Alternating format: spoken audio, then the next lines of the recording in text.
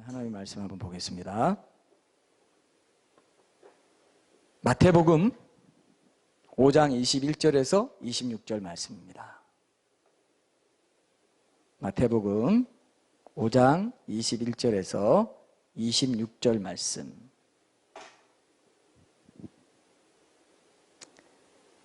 이 말씀으로 내가 회개해야 될 죄의 기준은 무엇인가 라는 제목의 말씀 나누겠습니다. 마태복음 5장 21절에서 26절 말씀 제가 읽겠습니다. 옛사람에게 말한 바 살인하지 말라. 누구든지 살인하면 심판을 받게 되리라 하였다는 것을 너희가 들었으나 나는 너희에게 이르노니 형제에게 노하는 자마다 심판을 받게 되고 형제를 대하여 나가라 하는 자는 공회에 잡혀가게 되고 미련한 놈이라 하는 자는 지옥불에 들어가게 되리라. 그러므로 예물을 제단에 드리려다가 거기서 내 형제에게 원망 들을 만한 일이 있는 것이 생각나거든 예물을 제단 앞에 두고 먼저 가서 형제와 화목하고 그 후에 와서 예물을 드리라. 너를 고발하는 자와 함께 길에 있을 때에 급히 사화하라. 그 고발하는 자가 너를 재판관에게 내어주고 재판관이 옥리에게 내어주어 옥에 가둘까 염려하라. 진실로 내게 이르노니 내가 한 푼이라도 남김이 없이 다 갚기 전에는 결코 거기서 나오지 못하리라. 아멘. 여기서 거기서는 감옥이죠. 지옥에서 못 나온다는 겁니다. 오늘 우리가 영상을 통해서 이제 보통 세상 사람들이 이 땅에서 가장 험악하다고 하는 그 감옥을 봤고 또 유럽 선진국, 그죠? 아랍의 돈 많은 나라 이런 데서 운영하는 최고급 감옥도 봤어요. 어떻습니까, 여러분? 어떤 사람 제가 얘기 듣기로는 이런 사람이 있었대요. 자기가 감옥에서 나왔는데 다시 돈이 없고 살아갈 길이 막막해서 저 죄 짓고 다시 감옥에 들어갔다고. 거기서 공짜로 밥 주고 어떻든 재워주니까. 어때요? 이거 있을 수 있습니까? 예, 뭐 그럴 수 있다고 말할 수 있는지 모르겠지만 어쨌든 간에 그거는 이 세상의 기준이고 저렇게 최고급 아파트 같은 감옥도 세상의 기준일 뿐이에요. 원래는 뭡니까? 이 세상에 있는 감옥은 뭐의 모형일까요? 영원한 지옥의 모형이에요. 이 세상에서도 세상 국가가 만든 법을 어기면 감옥에 들어간다. 이것이 뭐냐면은 하나님이 우주의 절대자, 통치자 하나님의 우주에 세우신 법을 어기면 나중에 죽어서 감옥에 간다. 이걸 보여주는 겁니다. 여러분 어때요? 실감 나죠? 그죠? 감옥이 있다는 뜻이 그거예요. 이걸 우리가 좀 깊이 잘 생각해봐. 하나의 모형이고 예표입니다. 근데 이 세상에 가보면 아무리 험악하다 해도 지옥에 비하면 그 형벌의 정도가 천국이나 마찬가지일지 모르겠어요. 형벌이 훨씬 지옥에 비하면, 실제 지옥에 비하면. 그리고 이 세상에 있는 감옥은 아무리 험악하다 해도 형기가 지나면 바깥에 나올 수 있죠. 근데 영원한 지옥은 어떻습니까? 형벌의 종류나 양이나 강도는 달라도 형기는 넉자인데요. 무기징역이에요. 다 무기수예요. 차라리 사형이 나아요. 차라리 사형이 낫죠. 이 땅에서는 사형이 시키죠. 그죠? 근데 지옥에서는 사형이 있어요, 없어요? 사형이 없어요. 차라리 죽는 게 나을 텐데. 이 육체가, 내 몸에 붙은 이 육체가 영혼이 안 떨어져요. 죄를 짓는 문제가요. 여러분, 이 땅에서 우리가 일상에서 하루하루 살면서 죄를 짓는 이거는 영원합니다. 제 말 알아들었습니까? 제가 제 말 들었죠? 죄 짓는 거 하나는 어떤 죄든 하나님이 이건 성경에 이건 죄야 했는데 내가 지었다 합시다. 그건 영원해요. 씻어지지가 않습니다. 영원히 효력이 가요. 영원한 효력입니다.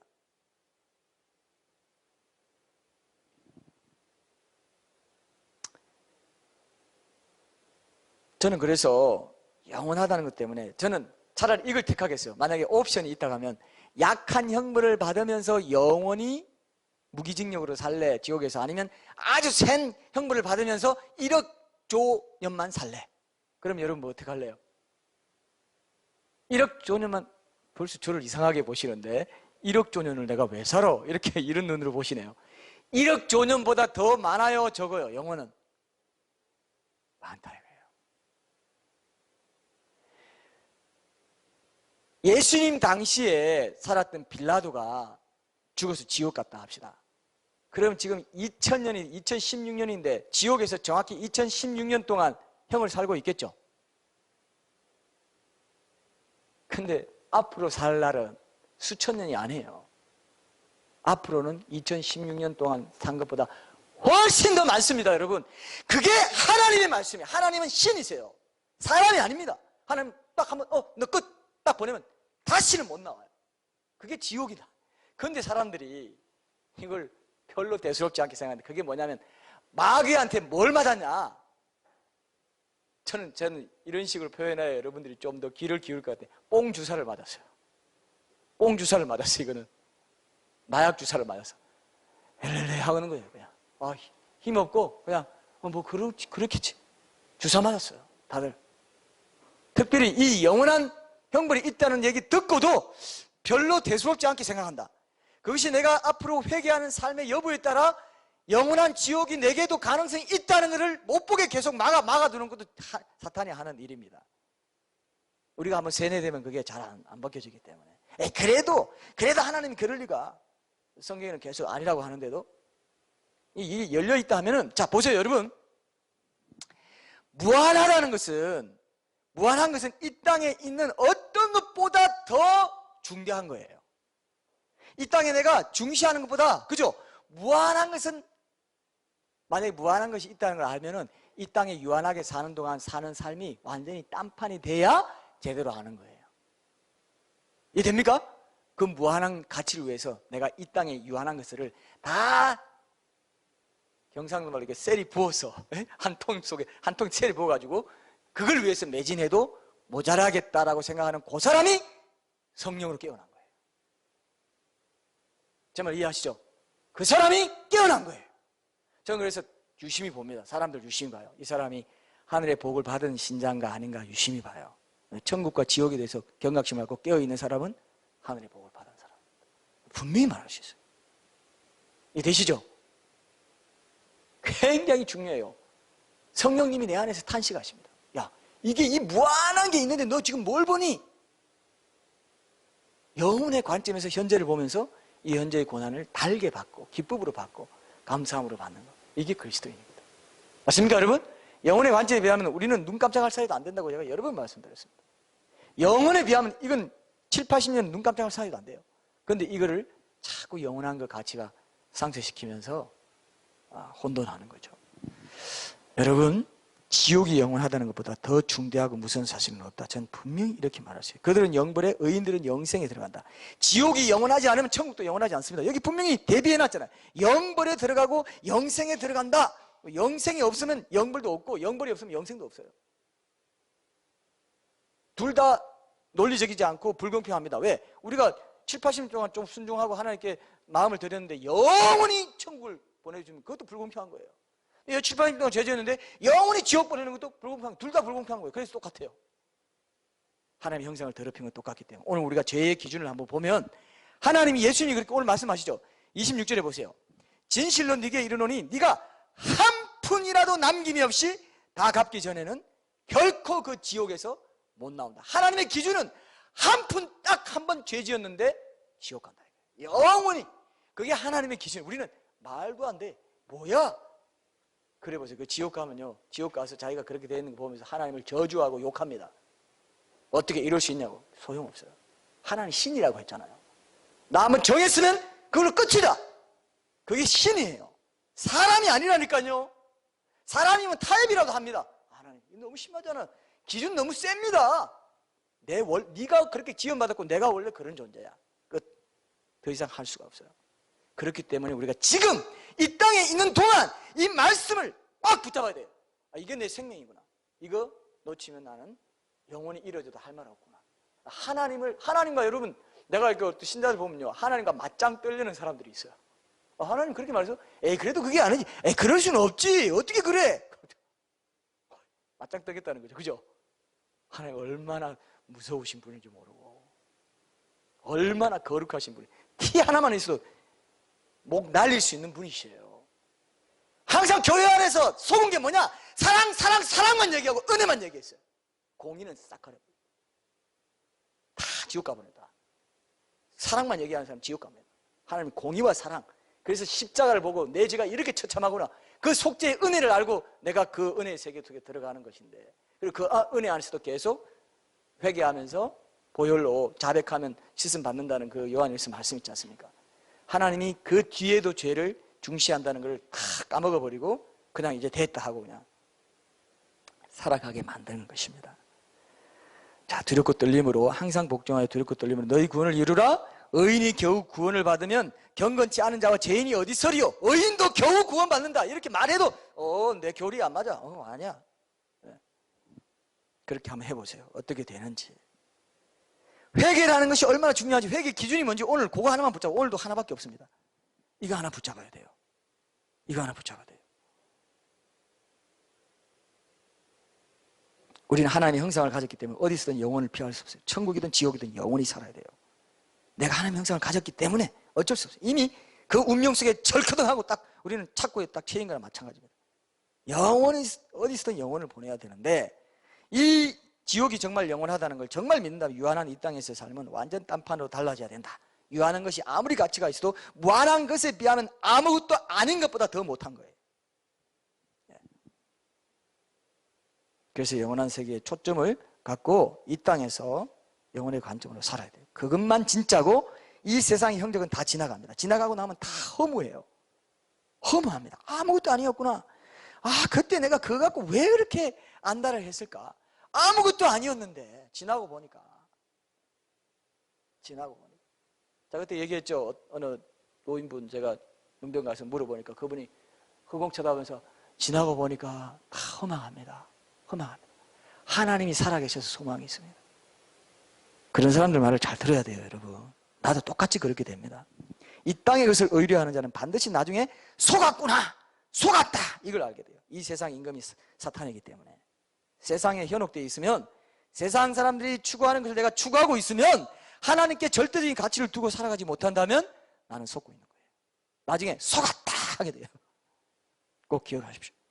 그래서 우리가 작은 죄라도, 작은 것이라도 죄는 정말 무서운 거구나. 제한된 시공간에서 지는 어떤 죄든지 그 효력이 영원한 거구나. 영원한 형벌을 받게 만드는 한 요소로 영원히 효력이 있구나. 천국에 갈 때면 그 효력이 없어지는 거죠. 그래서 죄가 그만큼 몸서리 치는 건 줄을 알면은 어떤 수를 써서라도 떼내 버리려고 애써야 맞죠? 그게 회개의 전제입니다. 회개하면 하나님이 용서해 주신다는데 회개 안 해서 짐을 안 맡기는 거죠. 수고하고 무거운 짐 맡기면 내가 져줄게. 그러는데 내가 갖고 있는 그게 불신이고 불순종이고, 그죠? 그게 교만이라고 했습니다. 자, 근데 사람이 무시무시한 그 지옥에 들어가는 것보다 더 쉬운 일이 없어요. 여러분, 지옥 가려면 어떻게 하면 될까요? 한번 물어봅시다. 지옥 가려면 어떻게 하면 돼요? 답이 없어요. 굉장히 어렵죠? 수능보다 더 어려워요? 지옥 가면 어떻게 하면 돼요? 지옥 가면 제가 오늘 비법을 가르쳐 드릴게요. 지옥 가려면 이렇게 하면 됩니다. 아무것도 안 하고 있으면 돼요. 가만히 있으면 자동으로 지옥에 가게 됩니다. 쉽죠? 이거보다 더 쉬운 게 어디 있어요? 지옥 가고 싶어요? 가만히 계세요. 가만히 계시면 지옥 갑니다. 지옥 안 가려면 회개하면 됩니다. 회개하고 하나님께로 돌이켜서 하나님 안에 들어가면 지옥을 벗어날 수 있어요. 제가 이전에 지옥을 방문한 사람들의 간증을 읽은 적이 있는데, 연구소 홈피에 올린 적도 있는 그런 간증인데, 회개와 관련해서 특별히 인상적인 대목에서 함께 나눠보려고 제가 가져왔는데요. 한번 그들이 기록한 대로 빨리 한번 읽어볼 테니까 여러분 한번 들어보세요. 주님은 우리들을 우리가 보아왔던 것보다 훨씬 더 비참한 것으로 데려가 주셨습니다. 우리는 유황불이 타고 있는 불못을 보았습니다. 그 불못의 한쪽 옆에는 좀 더 작은 불못이 있었습니다. 그 작은 불못에서 우리는 셀 수 없이 많은 영혼들이 울부짖으면서 주님께 자비를 구하는 것을 보았습니다. 그들은 주님께 외쳤습니다. 주님, 제발 한순간만이라도 좋으니 우리들을 이곳에서 꺼내 주옵소서. 제발 우리들에게 나갈 수 있는 기회를 주시옵소서. 그러나 주님은 그들을 위해서 아무것도 해 주실 수가 없었습니다. 그들의 심판이 이미 정해져 버렸기 때문입니다. 그 셀 수 없이 많은 사람들 중에서 주님은 우리들로 하여금 몸이 불못에 반쯤 잠긴 한 남자에게로 초점을 맞춰주셨습니다. 주님은 우리들로 하여금 그가 생각하는 것을 알 수 있게 해주셨습니다. 그 남자의 이름은 마크였고, 우리들은 이 남자가 자신에게 스스로 말하는 내용에 놀랐습니다. 이 남자가 스스로에게 다음과 같이 말하는 생각을 들으면서 우리들은 영원히 잊지 못할 교훈을 얻게 되었습니다. 뭐라고 말하냐 하면, 이 사람이 지상으로 나갈 수만 있다면, 내가 가진 모든 것을 줄게. 단 1분이라 하더라도 다시 지상으로 돌아갈 수만 있다면 내가 가진 모든 것을 줄게. 지상에서 최고로 비참하고 최악의 병을 앓고 가장 저주받고 가장 가난한 자가 된다 해도 상관없어. 지상으로 되돌아갈 수만 있다면 내가 가진 모든 것을 다 줄게. 단지 지상에서의 1분이면 돼. 마크라는 사람이 불못에 반쯤 잠겨서 속으로 말하는 게 다 들리는 거예요. 영적인 세계에서는 다 들려요. 텔레파시라고 합니까? 그런 식으로 우리가 표현하는 거지, 실제로 천국이나 지옥 가면 말 안 해도 다 생각을 다 말로 대화할 수 있습니다. 근데 우리 주 예수님은 그때 나의 손을 잡고 계셨는데 주님께서 마크의 이 생각에 대해서 다음과 같은 질문으로 대답해 주셨습니다. 마크야, 어찌하여 너는 단지 1분 동안만이라도 지상으로 되돌아가고 싶은 것이냐? 이에 이 남자는 울부짖으면서 고통에 찬 음성으로 예수님께 이렇게 대답했습니다. 주님, 단지 1분 동안이라도 회개하고 구원받기 위해서 지상으로 되돌아갈 수만 있다면 제 모든 것을 바치겠습니다. 제 모든 것을 바치겠습니다. 1분만 주십시오. 주님께서 마크의 이 대답을 들으셨을 때 저는 예수님의 못자국 난 손바닥에서 피가 나오고 있는 것을 보았고 주님의 눈에 눈물이 가득 맺히는 것을 보았습니다. 그러면서 예수님이 이렇게 말합니다. 마크야, 이제는 너무 늦었구나. 벌레들이 너의 침상을 위해 준비되었고 너를 뒤덮을 것이다. 이사야 14장 11절에 이 말씀이 그대로 있어요. 지옥에 있는, 지옥에서 이렇게 돼요. 지렁이가 깔리고 덮이고 구더기가 덮인다, 이런 얘기입니다. 주님께서 마크에게 이 대답을 하실 때 그는 불못 속으로 영영히 깔아앉아 버리고 말았습니다. 슬프게도 지옥에 있는 모든 영혼들에게는 더 이상의 희망이 없습니다. 단지 지상에 있는 우리들에게만 오늘 회개하고 우리 주 예수 그리스도와 함께 천국에 갈 수 있는 기회가 있는 것입니다. 맞습니까, 여러분? 이 땅에 사는 하루하루가 얼마나 중요한지 알겠죠? 영원한 세계, 우리가 교통사고 나서 오늘 딱 죽었다. 그럼 어디서든 영혼을 보내야 되는 거예요. 그게 현실입니다.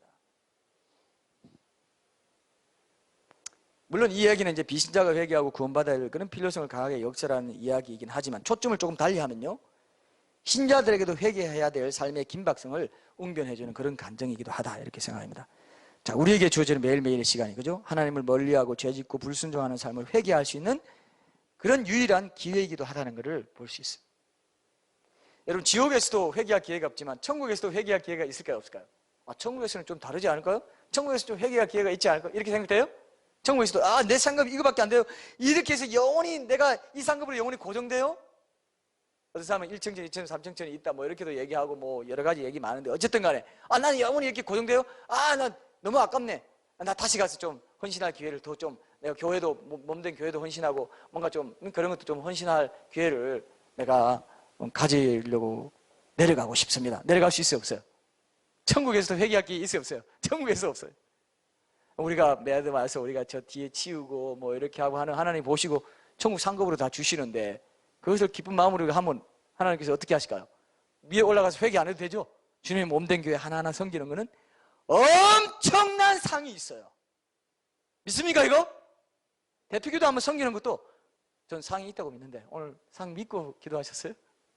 찬양 리더들, 영상, 제 말씀 전하는 거 엄청난 상이 있습니다. 제 여기에 너무 힘을 줬네요. 말씀 전하는 거에. 죄송합니다. 영상 똑같습니다. 어떤 마음으로 했냐? 동기와 과정을 보세요. 결과를 안 보셔요. 어떤 마음으로? 죽게 하듯 내가 이 말씀을 전해서 한 사람이라도 더 깨워서 같이 천국 가야지, 이런 마음으로 이 말씀 전하면 좀 말씀이 부족해도 하나님 상을 엄청나게 그냥 쏟아 부어주세요. 창고를 열어보면 보석이 막. 실감 안 하시는 분들은 회개하십시오. 보석이 번쩍번쩍하는데 나 이런 일 안 했는데요? 이런 거 없는데요? 정말 한 사람은 없다고 합니다. 근데 안 한 사람이 꼭 나 이것도 하고 저것도 하고 다 했는데 왜 상이 없어? 그런 소리 아시죠? 네.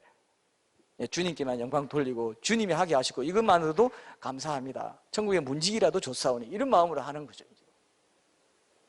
그럴 때 하나님이 얼마나 그걸 기뻐하시고 얼마나 사랑하시고 고맙다 내 종아 안아주십니다. 있습니까, 이거? 자, 천국에서도 회개할 기회가 없다. 이거는 좀 역설적이지만 그 기억하시고. 근데 자, 오늘 본문 말씀이 이 지옥 불못에 있는 마크에게 너무도 슬퍼하시면서 단호하고도 냉정하게 이제 더 이상 기회가 없구나 하신 그 예수님이 오늘 본문 말씀에 그 얘기를 하고 있더라고요. 잘 들으십시오. 오늘 죽고 사는 문제가 걸렸어요.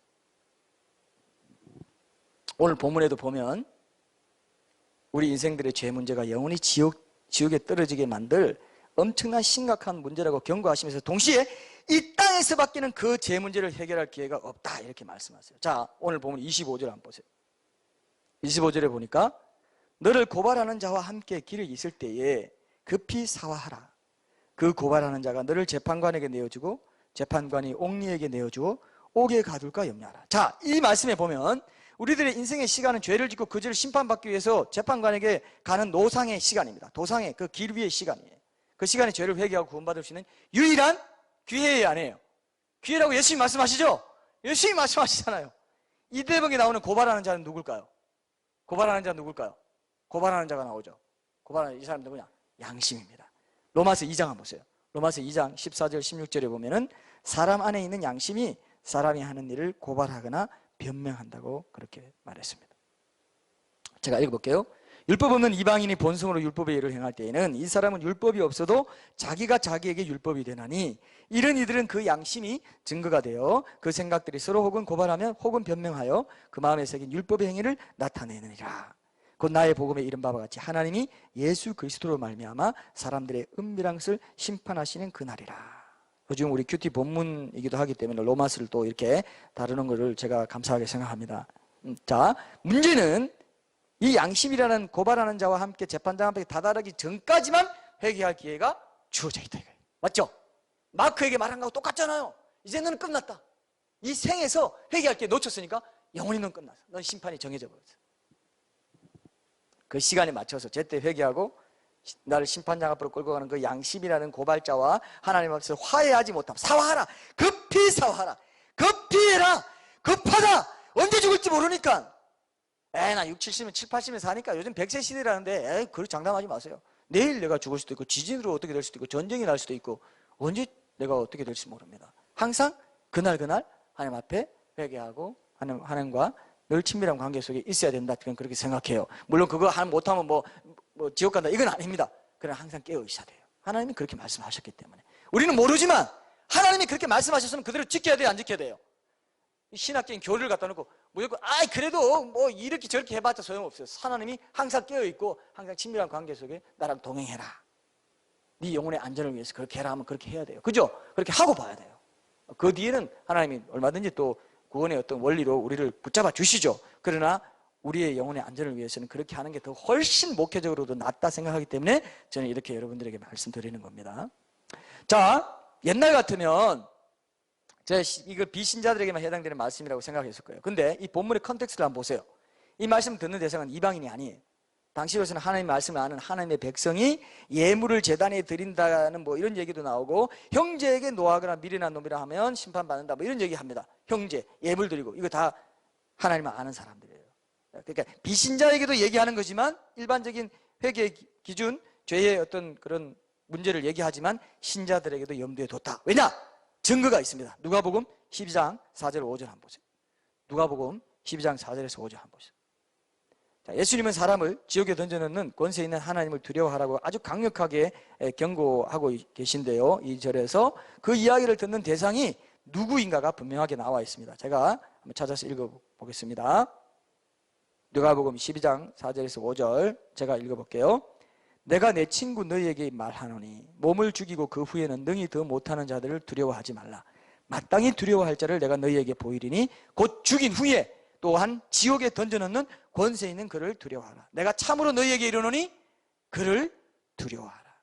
근데 여기 맨 앞에 뭐라고 되어 있습니까? 내가 내 친구 너희 제자들입니다. 제자들에게 야, 너 지옥 갈 수 있어? 지옥 갈 수 있으니까 지옥에 보내는 하나님 두려워해라. 두려워해라. 꼭 두려워해야 돼. 두려워 안 하면 안 돼. 이렇게 말한 거예요.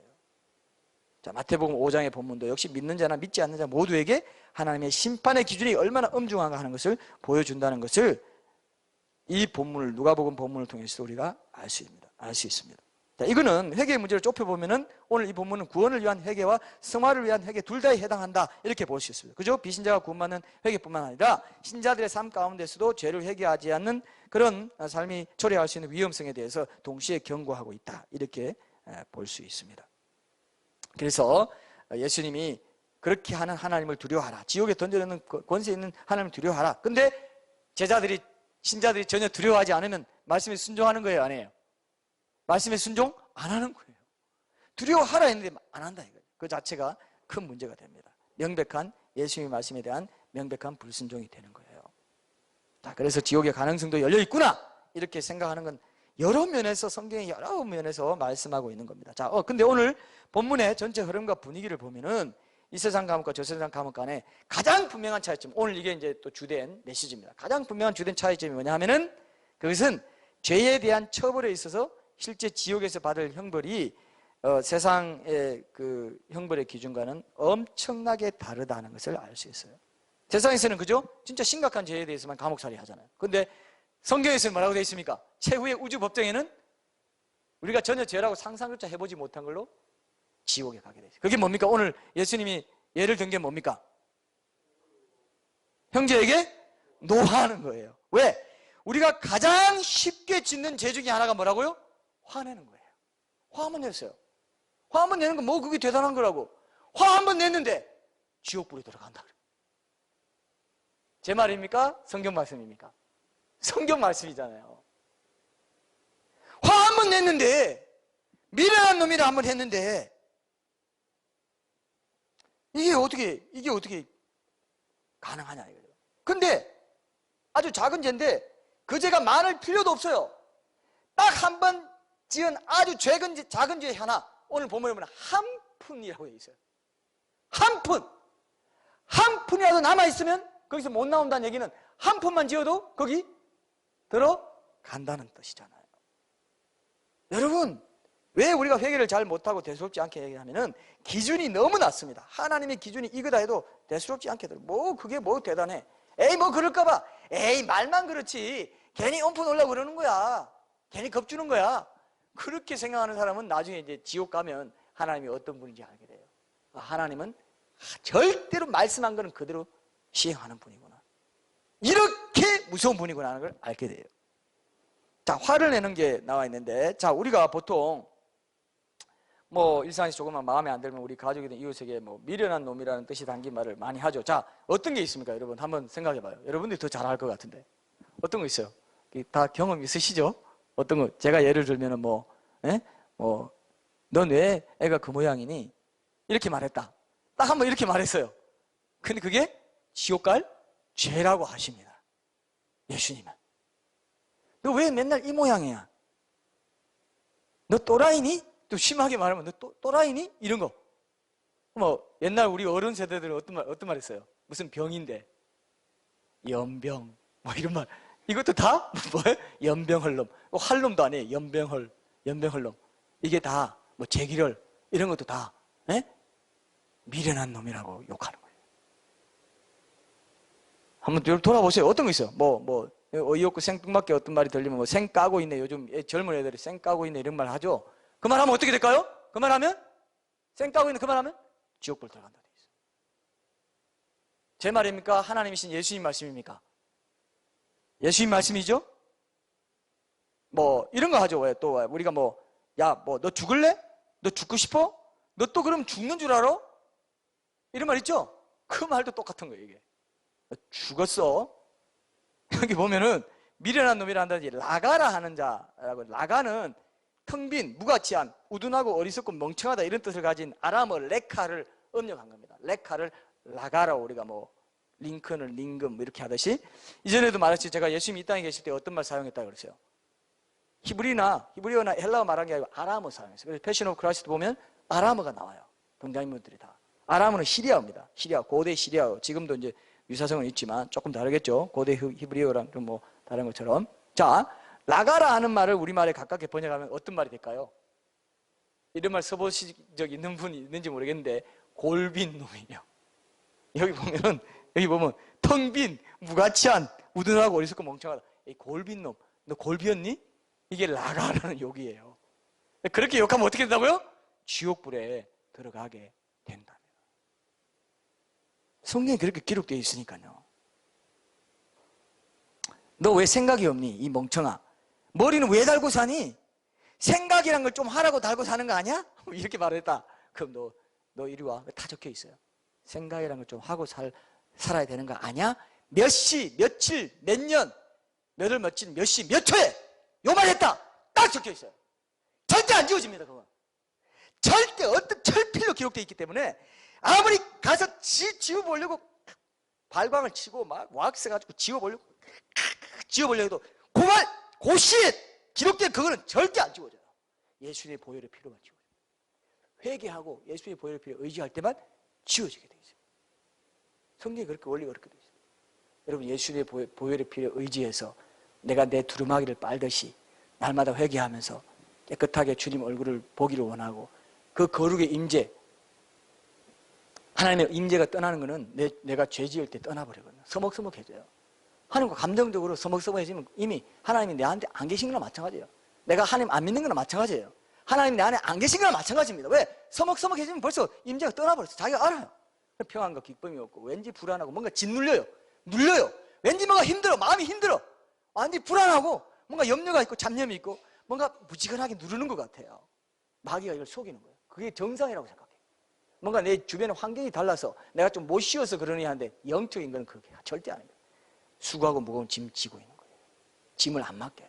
그 죄짐을 자기가 지고 있어. 심각합니다. 엉뚱한 데서 자꾸 원인을 찾아요. 누가 어떻기 때문에 그런가? 환경이 어때서 그런가? 환경 바꿔도 되는 게 아니에요, 절대로. 그 무지근한 거. 그게 바로 내가 죄를 심상히 여기고, 오늘 우리 외울 말씀도 죄를 심상히, 미련한 자는 죄를 심상히 여겨. 심상히 여긴다는 게 뭡니까? 뭐 대단하다고. 작은 죄, 큰 죄, 작은 죄도 뭐 그런 걸 하나님 보시겠어? 이렇게 얘기하는 거예요. 생각하는 거예요. 심상히 여긴다는 게 그런 겁니다. 화를 내는 것은 몸짓에서 나타나죠. 그죠? 바디 랭귀지라고 하죠. 똑같은 질의 죄입니다. 미련한 놈이라는 뭐 이게, 예? 이게 가운데 손가락 들어 보이는 건 미국에서 이게 미국 말로 fuck you 뭐 이런 거 미련한 놈 이런 뜻이에요. 그게 바로. 그래서 그 뭐 애들이 그런 말 하죠. 엿먹어라 막 이런 욕이에요. 그런 것들이 엄청난 죄입니다. 엄청 근데 애들이 우리 한국의 시골 애들이 이건 미국 문화니까 몰라서 자기들 그냥 가운데 손가락 대면서 막 장난치면서 놀았다. 욕인지 모르고 그럼 죄가 될까요? 안 될까요? 그건 죄가 아니에요. 제가 그때 얘기했죠. 박규라는 이름이 있었다고. 근데 그게 미국으로는 욕이 되지만 몰랐으면 전혀 그건 잘못된 이름이 아닌 거예요. 그러나 자기가 사회적으로 통용되는 건 이렇게 손가락 가운데 손가락 들면 욕이라는 거 알고, 그죠? 이건 잘못됐다는 거 알고 모욕을 주는 걸 알면서 그렇게 했다면 반드시 그 죄는 절대 안 지워집니다. 딱 적혀 있어요. 행위록에 딱 적혀 있어요. 모르는 사람, 누가 미국 처음 가서 가운데 손가락 들고 뭐 욕이 되는지 모르고 그 햄버거 가게 가서 가르쳤다고 합니다. 메뉴. 누군지 모르겠지만, 어떻게 그럴 수가 있나 싶은데, 메뉴를 가운데 손가락으로 가르치니까 직원이 이상해가지고, 이 사람 지금 뭐 하는 거야? 우리 지금 가게 메뉴를 다 저주하는 건가? 이렇게 생각했을 거 아니에요? 가운데 손가락, 여기 하나 주시고요. 여기 뭐 모르니까 그건 죄가 아니에요, 그 사람은. 근데 아는데, 이렇게 하면 죄라는 거 알고 다 아는데도 그렇게 했다. 그런 것들이 많아요, 우리 사람은. 근데 그건 작은 죄라 여기고 별로 대수롭지 않게 여깁니다. 하나님의 기준을 알면서도 제껴버려요. 그러면은 큰 죄가 됩니다. 큰 죄가 돼요. 절대 하나님과 친밀하게 교제하며 살아갈 수가 평안을, 기쁨을, 영적인 평안과 기쁨을 맛볼 수 없습니다.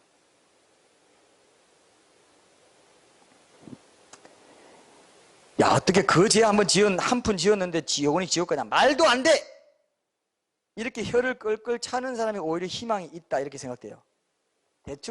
대다수의 사람들이 어떻게 말하냐면, 그 교과서가 성경에나 있는 말이고, 그건 하나님이시니까 당연히 그렇게 하는 말씀 하시는 거지. 그래야 우리가 좀 덜 죄짓고 사는 거고, 그런데 도움 되는 거야. 하고 실제로 자기 상관은 큰 관련이 없는 것처럼 생각하고 넘어가는 그 사람이 희망이 없어요. 아무리 교회 다니고, 아무리 뭐 열심히 뭐 해도 그 사람은 희망이 없습니다. 왜? 죄를 심상히 여기니까. 이해되시죠? 우리의 구원이 어디에 달려 있습니까? 회개하고 주님께로 돌이키는 데 있는데, 그 사람은 그렇게 될 가능성이 처음부터 완전 봉쇄되어 버렸어요. 적당히 다 해버려요. 자, 일상에서 좀 더 가깝게 느끼기 위해서 화내는데 살짝 섞인 불평이라고 할 수 있는 이 짜증이라는 것도 있습니다. 이게 굉장히 보통 큰 죄가 또 아닙니다. 사실은. 보세요. 이런 것들을 대수롭지 않게 여기면 하나님과 아무리 친해지려고 해도 이런 죄 한번 아무렇지 않게 생각 없이 짓고 나면 또 친밀함이 깨져버리는 것이기 때문에 여전히 감각 없이 살아갈 수 있게 만들기 때문에 이게 큰데요. 제가 이것도 한번 소개해 드릴게요. 유명한 독일 기독교 마리아 자매의 창설자인 바실레아 슐링크. 왜냐하면 불평이나 짜증, 이게 가장 쉽게 저도 마찬가지고요. 쉽게 짓는 죄입니다. 근데 이 짜증내는 죄에 대해서 아주 구체적으로 잘 지적한 내용이 있어서 제가 잠깐만 읽어보겠습니다. 자, 한번 들어보세요. 짜증나는 것이 죄일까? 아니면 누구에게나 있을 수 있는 가벼운 인격적인 결함일까? 다른 사람들의 은행이 우리의 감정을 건드리면 우리는 짜증을 내게 된다. 겉으로 보기에는 아무 해가 없는 듯 보이지만 이 죄 때문에 일상생활에서 벌어지는 일은 생각보다 심각하다. 사랑하는 사람들과의 관계에서도 짜증으로 인해 상처를 입게 되는 일이 생긴다. 이런 일은 여러 가지 모양으로 나타난다. 왜 짜증을 내는가? 세 가지 이유가 있다. 첫째, 하나님의 뜻과 하나가 되지 못했기 때문이다. 그분의 뜻과 하나가 되지 못한 사람은 매사가 마음에 안 들기 때문에 짜증을 내고 반발한다. 둘째, 자신에게 쏟아지는 요구가 너무 지나치다고 판단하기 때문이다. 셋째, 다른 사람의 의도가 자신의 의도와 맞지 않기 때문이다. 그러나 우리가 깨달아야 할 것이 있다. 우리가 다른 사람들 때문에 일어난다고 생각하는 크고 작은 모든 일이 사실은 하나님의 뜻에 따라 일어난다는 것이다. 그렇기에 우리의 짜증은 그분의 뜻을 거스르는 것이 된다. 제 말 알아듣죠? 무슨 뜻인지 알아듣고 있죠? 이해하시고 있죠? 자, 짜증을 내는 것은 우리의 자아, 즉 우리의 자기 주장이 너무 강하기 때문이다. 우리는 매사가 우리의 의도대로, 우리가 옳다고 믿는 대로, 우리에게 가장 편한 대로 진행되어야 한다고 생각한다. 그렇기 때문에 다른 사람의 의견이 자신의 주장과 의도에 맞지 않으면 짜증을 내고 다른 사람의 실수를 조금도 용납하지 않는다. 짜증내는 사람은 말도 언제나 짜증스러운 말투이다. 이런 사람은 거의 언제나 짜증스러운 모습을 보이기 때문에 가끔 일어나는 분노 폭발보다 더 안 좋을 수 있다. 이럴 때 알아야 할 것은 짜증내는 자신의 평안과 사랑의 교제를 파괴하려는 사탄의 도구로 전락했음을 깨닫지 못하고 그 사이에 사탄은 목적을 달성한다는 사실이다. 종종 우리는 짜증에 대해 변명하려고 한다. 예를 들면 신경이 날카롭다거나 몸이 안 좋아서 짜증을 내는 것이라고 변명한다. 그러나 짜증이나 신경질은 우리의 악한 마음에서 나오는 것이기 때문에 피곤이나 날카로운 신경과는 아무런 관계가 없다. 심신의 상태는 마음속 깊은 곳에 있던 것이 밖으로 나오도록 문을 열어주는 것에 불과하다. 심신이 지쳤다는 이유를 내세우며 짜증을 합리화하거나 자기 연민에 빠지는 것은 정당화될 수 없다. 짜증을 냈다면 예수님의 이름을 부르며 회개해야 한다. 이렇게 얘기했어요. 회개해야 된다. 짜증 냈을 때 회개 안 하면 그게 쌓여가지고 엄청난 죄가 되어버려요. 하나님과 친밀함을 딱 가로막고 있습니다. 그래서 이분이 이렇게 얘기합니다. 결론을. 가장 중요한 것은 짜증이 죄라는 것을 인정하는 것이다. 인정을 안 하면 가망이 없습니다. 인정하는 것이다. 그것을 인정한 사람은 이제 짜증을 내게 될 때마다 부끄러워질 것이다. 짜증을 자신의 삶에서 제거해야 한다고 믿는 사람은 예수님의 속량과 보혈을 의지해야 한다. 마음에 짜증스러운 생각이 떠오르면 그 생각을 거부하기 시작하라. 짜증은 하나님 뜻이 아니다라고 스스로에게 말하라. 짜증이 치밀어 오르면 마음속으로 이런 어려움은 하나님이 보내신 것이므로 내가 받아들여야 한다. 모든 것은 하나님의 계획 안에 있다라고 선언해야 한다. 그렇게 하면 짜증이 고개를 숙일 것이다. 이렇게 매사에 자신의 의지를 하나님의 의지에 굴복시키는 훈련을 하는 사람은 짜증의 죄에서 벗어날 수 있다. 우리를 해방할 힘을 가지고 계신 예수님의 보혈을 찬양하며 믿음으로 싸우는 사람은 짜증과의 싸움에서 승리할 수 있다. 예, 수많은 사람들이 이 짜증의 문제로 고통받고 있어요. 그냥 보통 사람은 다 짜증내고 된다 생각하면 돼요. 수많은 사람들이. 그죠? 불평하고 짜증, 뭐 별로 그렇게 대수롭지 않게 하는 건데 예수님은 뭐라고 합니까? 그것도 화내는 거다. 그것도 노하는 거다. 이렇게 말씀하십니다. 비단 짜증의 분야 하나에 국한되지 않습니다. 모든 죄의 뿌리는 이기심, 자기가 하고 싶은 대로 하려는 그런 것에 있다고 해도 과언이 아닌데 화내는 거나 짜증은 그런 죄들의 하나를 대표적으로 뽑아서 보여준 데 불과하다. 이렇게 그 죄의 메커니즘을 잘 보면은 죄악이 발동되는 것의 심각성을 충분히 우리가 이해할 수, 그걸 이해해야 됩니다. 자, 그래서 로마서 1장에 보면 우리가 요즘 큐티 본문을 삼고 로마서 1장에 보면 이런 죄의 항목이 좀 더 많이 열거되어 있습니다. 그거 한번 봅시다. 로마서 1장 28절 32절 한번 봅시다. 우리가 큐티한 본문이기 때문에 익숙할 겁니다. 보세요. 여기는 한술 더 떴어요. 자, 보세요. 다 통하는 말씀입니다. 제가 한번 읽어볼게요. 로마서 1장 28절부터 32절 제가 읽겠습니다.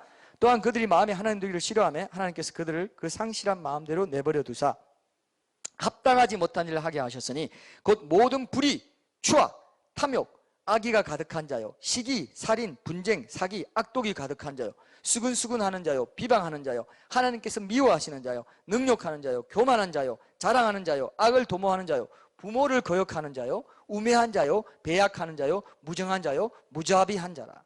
그들이 이 같은 일을 행하는 자는 사형에 해당한다고 하나님께서 정하심을 알고도 자기들만 행할 뿐 아니라 또한 그런 일을 행하는 자들을 옳다 하느니라. 자, 여러분들이 지하철에 딱 앉아 가는데 임산부가 지금 여기서 막 끙끙하고 이렇게 있어요. 근데 살짝 자는 척하다 눈 떠보니까 임산부가 있었어요. 임산부가 있었어. 근데 일어나기 싫으니까 자는 척하고 코를 고는 소리까지 내면서 자는 척했다. 무정한 자요, 무자비한 자. 사형이에요. 하나님, 너 사형. 제 말입니까? 성경에 있습니까? 성경에 있잖아요. 그렇게 해서 행위록에 다 기록되어 있는 거예요. 그래서 파스칼이 제가 지난주에 그랬죠. 당신이 죄를 다 안다면 너 그 자리에서 기절해버릴 거라고. 머리카락보다 더 많은 내 죄, 내 머리털보다 더 많은 죄. 하나님 이거 어떡합니까? 이거 용서해 주십시오. 이거 용서해 주십시오.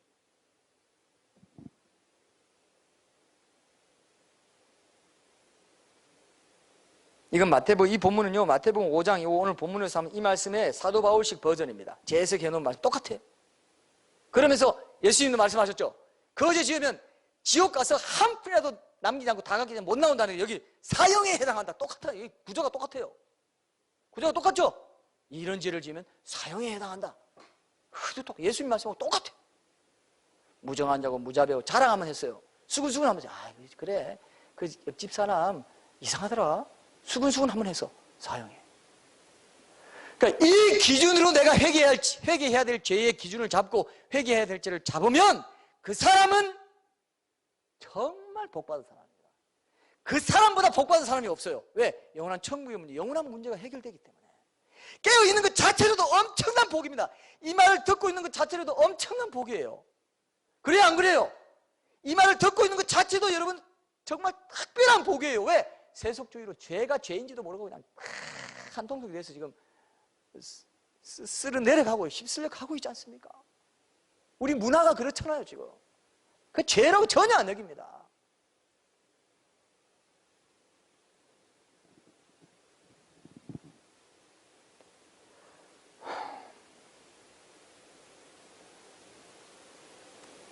근데도 회개를 대수롭지 않게 생각하는 사람. 에이, 대충 어떻게 되겠지? 하나님 봐주시겠지 뭐. 그런 사람들 특징이 뭐냐면 죄에 대한 하나님의 심판이나 지옥을 안 두려워해요. 별로 무서워 안 해요. 적당히 자기 기준을, 하나님 기준 무시하고 자기 기준 따라 적당히 얼버무리면서 살아가는데 아주 익숙합니다. 사탄은 그걸로 엄청나게 떡밥을 주면서 사탄이 그걸 눈을 싹 가려버려요. 정말 회개하는 사람은 그것이 벗겨지면서 자기 죄를 보는 사람이에요. 그 사람이 정말 복된 사람입니다. 그 사람이 정말 복된 사람이에요. 믿습니까, 이거? 그 사람이 정말 복된 사람이에요. 내가 이거 자랑하고 다 소용없습니다. 하나 앞에 통해 자복하고 상한 심령이 되는 거. 우리가 앞으로 그런 부분들은 더 이제 나누게 되겠지만 오늘은 회개해야 될 죄의 기준이 뭔지를 분명히 여기서부터 첫 출발을 안 하면 뒤에 다 들어봤자 소용없습니다. 우리가 회개해야 될 죄의 기준이 뭐냐? 하나님이고 하나님 말씀이에요. 성경에 우리가 이런 것이다. 아주 작은 죄 한 푼도 영원히 지옥 가기 충분하다. 심각하다. 그럼 액면 그대로 받아들인 데부터 그때부터 진정한 회개가 시작돼요. 그죠? 자기 기준 따라 내 기분 따라 아무렇게나 감정으로 회개할 수 있는 그런 게 절대로 그건 회개 아니에요. 하나님의 말씀이 딱 있고 그 말씀에 기초해서 하나님의 죄를 먼저 말씀으로 지적해 주면 거기에 대해서 내가 말씀에 반응하면서 그죠? 회개하는 그게 진짜 회개입니다. 그래서 구약에도 뭡니까? 선지자들이 하나님 말씀 가지고 하나님 이렇게 말씀하신다면서 회개하라 하면서 죄를 지적하고 심판을 경고하고 그랬죠? 신학시대에는 사도들이 그랬죠? 지금은 누가 합니까? 지금은 그거 누가 하고 있어요? 설교자들이 하고 있잖아요. 오늘 이 말씀이 바로 그 말이에요. 저는 아무 권위 없고 저는 아무것도 아닙니다. 그러나 제가 전하는 이 말씀은 권위가 있어요, 없어요? 이 말씀은 위대하고 엄중해야 안 해요. 이 강단이 이게 그냥 보통 강단이 아닌 거예요. 지옥과 천국을 가르는 강단인 거예요, 이게. 이게 시시해 보이죠? 우리는 강단도 없습니다. 그냥 성가대, 이 악보대 이겁니다. 그러나 이건 엄청난 강단입니다. 전 두렵고 떨림으로 항상 서요. 항상 준비를 잘했든 못했든 준비 잘했다는 생각 한 번도 든 적이 없고 늘 두렵고 떨립니다. 그러나 서면 담대함을 주십니다. 왜? 하나님 말씀을 대언하는 건 사람으로서 감당할 수 없는 일이에요. 설교 좀 잘 준비했다고 그드름 피우면서 절대 그렇게 못하는 겁니다. 설교는. 맞습니까? 맞습니까? 두렵고 떨리는 왜? 하나님 말씀을 대언하지 않습니까? 내 사상, 내 지혜, 내 꾀를 말하는 게 아니잖아요. 그럼 여러분 들어야 돼요. 이 권위를 들어야 되는 거예요. 토를 달면 안 되는 거예요. 그럼 지옥 가는 거예요. 죽는 거예요. 사형입니다. 그 사람 볼 것도 없어요. 사탄이 그걸 얼마나 그걸 내 기질을 이용해 가지고요 싹 빼돌려 버려요. 말씀대로 싹 빼돌려. 이틀 지나면 싹 빼돌려, 싹 잊어버리면 안 돼요. 얼마나 심각한지. 지금은 설교자 목회자의 이 강단, 이 주님의 몸된 거룩한 교회, 이 금알숲교회 강단에서 부족하지만 이렇게 하나님의 말씀을 듣고, 그죠? 설교를 통해서 선포된 이 회개하라는 명령이 이렇게 듣고 있는 것 자체가 얼마나 중요한지를, 이 가치가 얼마나 중요한지를 여러분들이 꼭 기억해야 돼요. 있습니까, 이거요?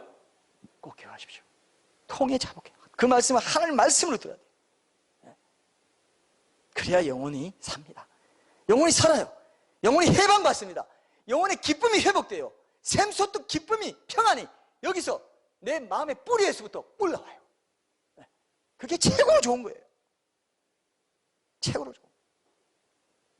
오늘 이 자리에서 예수님이 그러지 않습니까? 너희 죄가 이런 것이다. 너희 죄가 네 마음대로 죄가 아니라고 생각하는 거, 형제에게 화내고 미련한 놈이라고 하고 가볍게 욕하는 것까지도 지옥 갈 죄야, 이렇게 선포하면 그렇군요 하고 딱 받아들이면, 그죠? 거기에 어떻게 반응할 것인가에 따라 우리가 우리의 영원한 생명과 운명이 달려있다고 생각하고 받아야 되는 거예요. 이런 말 듣고도, 그죠? 무시하고 살아간다면, 큰일 납니다. 그 말씀이 어디 있냐면은 로마서 2장 4절에 있어요. 한번 읽어보겠습니다. 로마서 2장 4절 바로 뒤에 한번 보세요. 제가 읽을게요. 혹 네가 하나님의 인자하심이 너를 인도하여 회개하게 하심을 알지 못하여 그의 인자하심과 용납하심과 길이 참으심이 풍성함을 멸시하느냐? 멸시하는 거예요. 무시하는 거 멸시하느냐? 준엄하게 묻습니다. 다만 내 고집과 회개하지 아니한 마음을 따라 진노의 날, 곧 하나님의 의로우신 심판이 나타나는 그날에 임할 진노를 내게 쌓는도다. 회개하지 않으면 않을수록, 죄로 인정하지 않으면 않을수록 심판을 쌓고 있어요. 진노를 쌓고 있어요. 여기 보면 이방인들 뿐만 아니라 선민이라고 하는 유대인들에게도 동일하게 심판의 가능성을 경고하는 것을 확인할 수 있어요. 그죠? 지금으로 보면 뭡니까? 비신자들에게도 주는 경고이지만 신자들에게도 주는 경고가 된다. 이거를 특별한 경각심을 가져야 돼요. 그러면서 이 강력한 명령에 의해서 로마서 2장 6절에서 11절까지 보면 이런 말씀에서도 이 사실을 확인할 수 있는데요. 그 신자 비신자에게 다 준다는 말씀을 확인할 수 있는데, 자 보세요. 로마서 2장 6절부터 한번 읽어볼게요. 하나님께서 각 사람에게 그 행한 대로 보응하시되 참고 선을 행하여 영광과 존귀와 석지 아니함을 구하는 자에게는 영생으로 하시고, 오직 당을 지어 진리를 따르지 아니하고 불의를 따르는 자에게는 진노와 분노로 하시리라. 악을 행하는 각 사람의 영에는 환난과 공고가 있으리니 먼저는 유대인에게요 그리고 헬라인에게며, 선을 행하는 각 사람에게는 영광과 존귀와 평강이 있으리니 먼저는 유대인에게요 그리고 헬라인에게라. 이는 하나님께서 외모로 사람을 취하지 아니하심이라. 외모로 사람 취하지 않는다. 뭐 너는 그렇고 너는 배경이어도 이거 안 본다는 거죠. 이 말씀은 물론 3장부터 선포될 예수님의 제사함의 복음을 소개하기 전에 제 가운데 있는 유대인과 이방인의 전체 상태에 대해서 지적하면서 나온 것이긴 합니다. 그러나 일반적으로는 하나님께서 죄에 대한 해결을 얼마나 중시하시는지, 회개하지 않을 때 얼마나 큰 심판의 위험을 스스로 자초하게 되는지를 경고하는 말씀으로 받아들여도 전혀 문제될 것이 없다. 사실 오늘 마태복음 5장 본문에서 예수님이 아주 그 흔한 죄라고 할 수 있는 화내는 것을 예로 들어가지고 그 죄를 회개하지 않으면, 그죠? 그 죄를 그대로 갖고 심판장 앞으로 가는 시간 동안에 빨리 회개하고 심판장이신 하나님과 화해하고 풀지 않으면, 그래서 그 죄를 없이 하지 않으면 지옥에 갈 수밖에 없다고 하는 이유가 뭘까? 저는 이 사실을 한번 곰곰이 생각해 보세요. 이게 이제 결론인데요. 이걸 곰곰이 생각해 보니까 이건 사실 이런 뜻이 있습니다. 우리 힘으로는 죄를 안 짓기란 불가능하다. 이 역설을 말씀하시는 것이기도 하더라고요. 내 힘으로는 아무리 잘하는데도 지옥 갈 수밖에 없다. 이렇게 작은 죄 하나 못 지을 수 없다. 오직 하나님의 은혜로 성령 충만으로 채워질 때만 죄를 이기고, 그죠? 거룩한 삶 가운데 온전히 하나님과 동행할 수 있다. 이 말씀을 역설적으로 하고 계시더라고요. 맞습니까? 내 힘으로는 이 죄 안 돼요. 화를 어떻게 안 낼 수 있습니까? 당연히 화내는 게 당연한 거예요. 자연스러운 거예요. 그렇게 살면, 육신의 본성대로 살면 지옥 갈 수밖에 없는 거예요. 근데 오늘 본문에, 그죠? 예수님 이 말씀이 인간들이 죄 가운데 처해 있는 현실을 있는 그대로 드러내주는 말씀이면서 동시에 뭡니까? 하나님의 은혜가 없이는 지옥에서 건진받을 자가 아무도 없다는 진리를 드러내주는 그런 말씀이기도 하다 이겁니다. 근데 그렇게 죄에서 건짐받는 유일한 첫 출발점이 뭐라고요? 회개하는 것이다. 내 죄를 철저히 회개하고 하나님께로 돌아가는 것이다. 그래서 예수님이 마가복음 1장 15절에서 회개하고 복음을 믿으라 그랬어요. 그죠? 회개하고 복음을 믿어. 회개하는 것이. 결국 죄와 그 죄의 영원한 결과로부터 구원받는 것. 믿음의 결국은 영혼의 구원이라고 했죠. 하나님이 보시는 기준으로 제가 자기 죄를 회개하고 하나님께로 돌아가는 것. 그래서 로마서 1장에 보면 아까 여러 가지 죄의 나이를 하면서 맨 앞에 28절에 1장 28절에 이렇게 말했어요. 또한 그들이 마음에 하나님들을 싫어하며 하나님께서 그들을 그 상실한 마음대로 내버려 두사 합당하지 못한 일을 하게 하셨어요. 결국 하나님 마음에 두기 싫어했기 때문에 이 모든 죄를 짓게 된 거예요. 지금 우리 신자들도 뭡니까? 하나님 마음에 두기 싫어하면 어떻게 된다고요? 이 죄를 짓게 돼요. 당연한 듯이. 하나님께 친밀히 하고, 우리 여호수아서 봤죠? 하나님께 가까이 하고 친밀히 하는 그것이 영적 승리의 최고의 유일한 통로고 유일한 비책이라고 말씀하신 게 바로 그 뜻입니다. 친밀하게 마음의 첫 자리에 두고 하나님께 친밀하게 교제하고 삶의 우선순위로 그것을 놓고 살아갈 때 죄를 벗어날 수 있고, 그죠? 진정한 회개의 그런 우리 기쁨을 맛볼 수 있다 이겁니다. 그래서 여러분 꼭 기억하십시오. 여러분들이 이 죄 가운데 있으면 천국이 하나님이 계신 곳이잖아요. 하나님과 동행하지 못하면 우리 마음에 천국이 임하지 않습니다. 천국이 있어야 우리 마음에 기쁨이 있고 평안이 있고 하나님의 임재와 동행을 맛볼 수 있고 그분의 목소리도 들을 수 있고 친밀하게 교제하고 얼굴도 볼 수 있으려면 죄를 회개하는 것, 죄를 내려놓는 것. 그 친밀함을 방해하는 유일한 주범이 죄이기 때문에 그것을 내려놓는 것. 이 부분을 여러분들이 꼭 기억하십시오. 여러분들이 지금이라도 인정하시고, 우리가 이제 결단해야 되겠는데, 지금이라도 인정하시고, 내가 통해 자복하면서 하나님께 정말 겸손하게 통해 자복하면서 상한 심령을 회개하고 나가면요, 하나님 은혜를 베풀어 주시는데, 자, 여러분들이 제가 억만 가지라고 합시다. 그러면 하나님의 은혜는 뭘까요? 억만 한 가지예요. 그러면 억만 가지 다 덮어져요, 안 덮어져요? 덮어져요, 안 덮어져요? 덮어집니다. 하나님의 은혜는요, 수많은 사람의 그 수많은 죄보다 훨씬 더 커요. 여러분들이 상한 심령을 하나님 내가 잘못됐네요. 죄송합니다. 내가 그거 죄인 줄 몰랐습니다. 죄의 기준이 내게 있었습니다. 세상에 있었습니다. 하나님의 기준을 가지고 내가 죄를 봤어야 되는데, 그래야 내가 진정으로 회개할 수 있는 자리에 설 수가 있었는데 내가 교만했습니다. 내가 하나님 말씀 무시했습니다. 하나님 말씀의 기준으로 내가 내 죄를 들여다보게 해주십시오. 그 죄를 회개하겠습니다. 이렇게 하면 하나님이 오냐 하고 하나님 그 은혜의 그 엄청난 은혜를 덮어주십니다. 엄청난 은혜, 아무 기억을 안 해요. 하나님 기억도 안 하신다고 그랬죠. 너 언제 그런 죄 지었니? 나 기억도 안 나. 언제 그런 죄 지었니? 나 기억도 안 나. 상한 심령으로 통해다고 그게 나오기만 하면 되는데, 고집을 피우느냐 고집을 피우는 거예요. 죄 아니라는 거예요. 죄가 아니라는 거예요. 얼마나 큰 교만이고 불신의 죄고 불순종의 죄인지, 하나님을 얼마나 섭섭하게 하는 죄인지 우리 아버지를 마음 아프게 하는 거예요.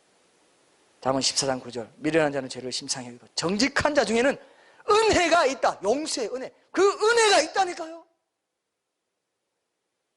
고집 피우지 마세요. 지금 내려놓으십시오. 이제 내려놔요. 우리 찬양 드리고 이런 결단으로 우리 주님 앞에 온전히 나아가는 그런 시간을 가졌으면 좋겠습니다. 우리 찬양 드리고 결단하는 시간 갖겠습니다.